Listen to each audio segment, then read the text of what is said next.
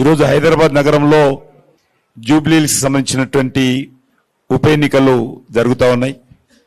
ఎవరు కోరుకోనటువంటి ఎన్నికలు. ఈ ఎన్నికల్లో 3 ప్రధానంగా రాజకీయ పార్టీలు పోటీ పడుతున్న విషయం మనకందరికీ తెలుసు.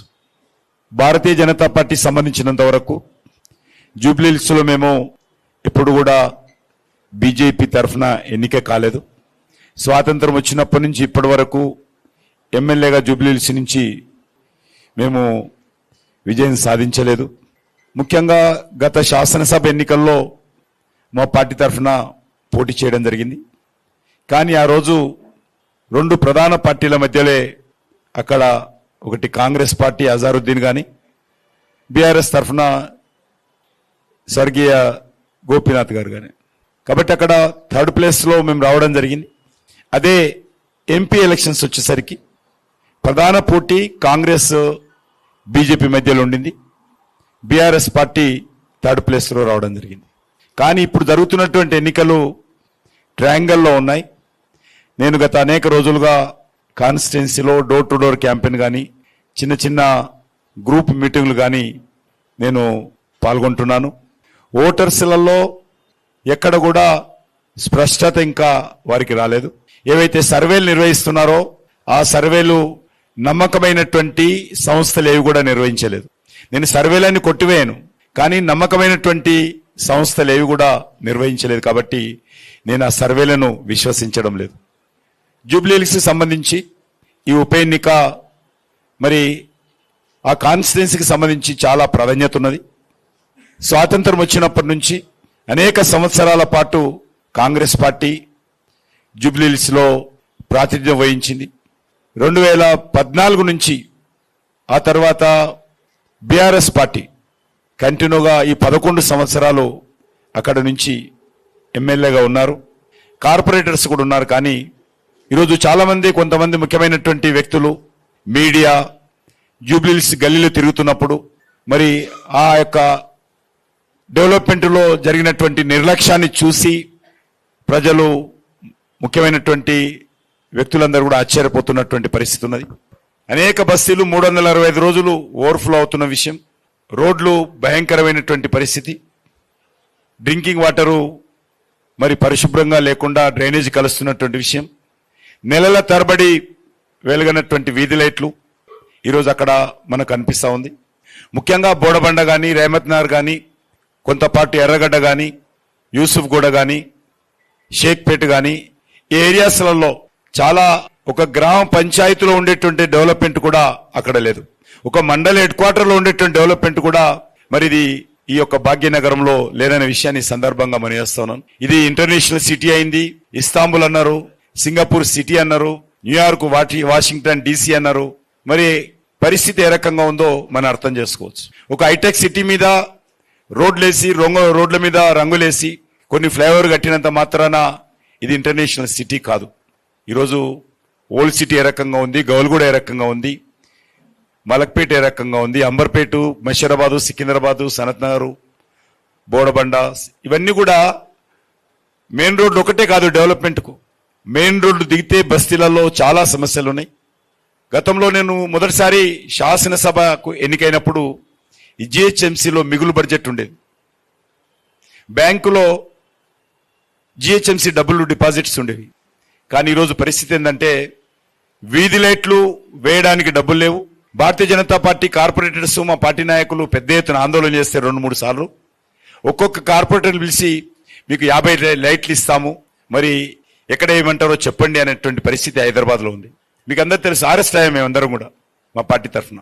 వీధి లైట్ల కోసమే కందీళ్లు పట్టుకొని పోయాము GHMC ఆఫీస్కు మా కార్పొరేటర్స్. ఆ పరిస్థితి వచ్చింది. ఈరోజు కాంట్రాక్టర్స్ GHMC ఆఫీస్ దగ్గర ధర్నాలు చేస్తున్నటువంటి పరిస్థితి. 20 లక్షలు, 10 లక్షలు రోడ్ల రిపేరింగు, ప్యాచ్ వర్క్ చేసినటువంటి కాంట్రాక్టర్లు కూడా. ఎందుకు చెప్తా ఉన్నానంటే తెలంగాణ రాష్ట్రానికి అత్యధికమైనటువంటి రెవెన్యూ హైదరాబాద్ నుంచి వస్తుంది. హైదరాబాద్లో ఉండేటువంటి ప్రజలకు 2 ప్రధానమైనటువంటి సంస్థలు సివిక్ ప్రాబ్లమ్స్. ఒకటి GHMC నిర్వహిస్తుంది, 2 హైదరాబాద్ మెట్రో వాటర్ నిర్వహిస్తుంది. కానీ ఈరోజు ఆ 2 సంస్థలు కూడా నిధుల కొరతతో తమ బాధ్యతలు నిర్వర్తించలేనటువంటి పరిస్థితుల్లో ఈరోజు 2 సంస్థలు ఉన్నాయి. హైదరాబాద్ సిటీకి అగ్రికల్చర్ లేదు, కోఆపరేటివ్ లేదు, ట్రైబల్ లేదు, అనేక విభాగాలు హైదరాబాద్లో లేవు. ఆర్ఎన్బి కానీ ఇతరత్ర ఏవీ లేవు. ఉన్నటువంటి 2 ప్రధానమైనటువంటి సంస్థలు ప్రజలకు సంబంధించినటువంటి పౌర సమస్యలు పరిష్కారం చేసేటువంటి, పౌర సమస్యల పరిష్కార బాధ్యత చూసేటువంటి సంస్థలు జిహెచ్ఎంసీ, హైదరాబాద్ మెట్రో వాటర్.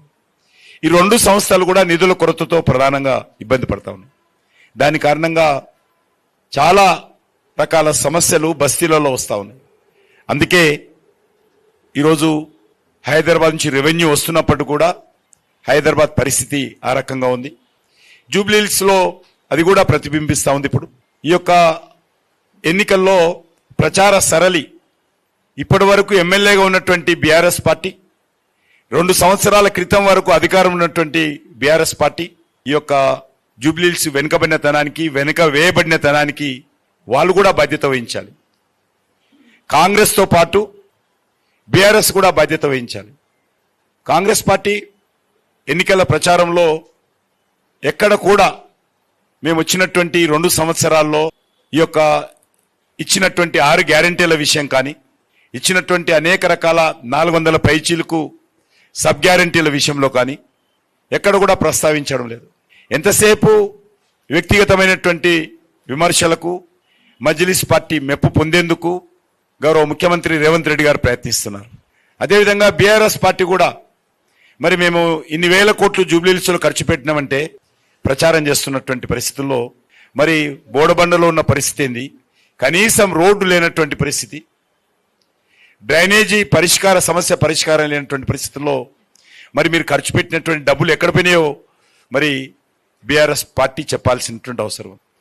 మేము 11 సంవత్సరాల్లో వేలాది కోట్ల రూపాయలు ఖర్చు పెట్టాం జూబ్లీహిల్స్ అని చెప్పి బీఆర్ఎస్ పార్టీ చెప్తా ఉంది. గ్రామాల నుంచి వచ్చినటువంటి లేకపోతే ఇతర పార్టీలకు సంబంధించినటువంటి కార్యకర్తలు అక్కడ పనిచేస్తున్నప్పుడు, మీడియా వచ్చి చూస్తున్నప్పుడు ఎన్నికల సందర్భంగా ఒక గ్రామ పంచాయతీలో ఉన్నటువంటి డెవలప్మెంట్ కూడా జూబ్లీహిల్స్లోని అనేక బస్తీలో లేదని, ఒక మండల్ హెడ్ క్వార్టర్లో ఉండే డెవలప్మెంట్ కూడా జూబ్లీహిల్స్లో కొన్ని బస్తీలో లేదనేది వాళ్ళు చెప్తున్న విషయాన్ని మనం చూస్తా ఉన్నాం.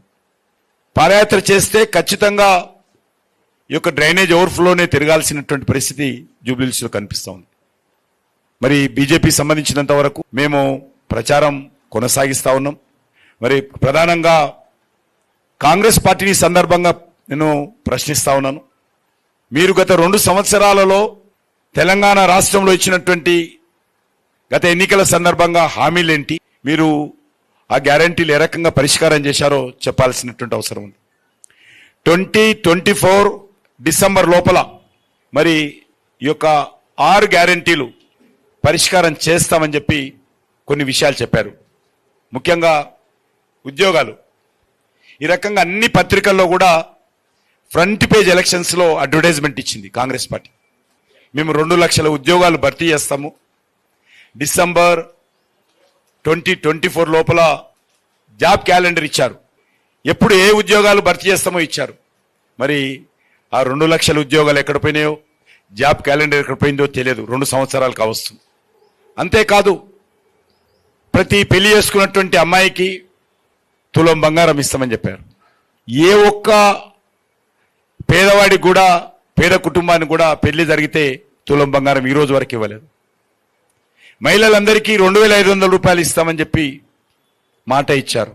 ఏ ఒక్క మహిళకి ఇంతవరకు అది ప్రారంభం కాలే. పొదుపు సంఘాలకు కేంద్ర ప్రభుత్వం లోన్లు ఇస్తుంది బ్యాంకుల ద్వారా.